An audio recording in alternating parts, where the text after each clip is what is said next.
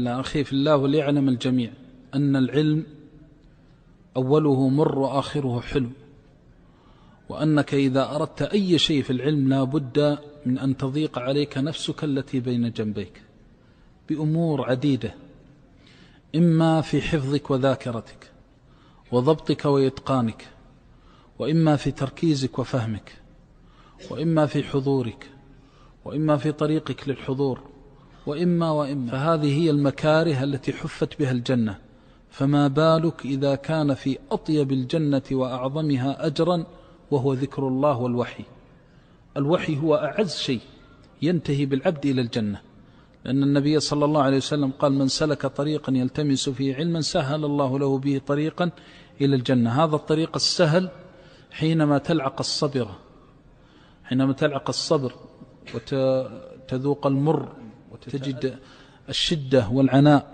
أخي في الله، إذا جئت تحفظ ووجدت الضيق والهم ووجدت الكرب ستجده المرة الأولى، ثم المرة الثانية تجده الأسبوع الأول، ثم الأسبوع الثاني تجده الشهر الأول، ثم الشهر الثاني تجده ربما يستمر معك سنة، ثم يفتح الله عليك بلذة قد تبقى معك العمر كله.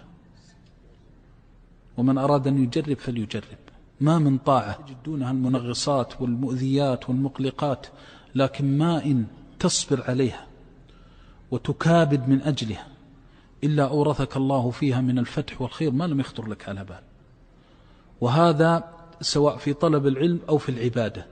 فإذا ليست هذه المكاره بحائلة بين الصادق في محبة ربه المجد المجتهد في مرضاته، ما تحول بينه وبينه بل تزيده قوة.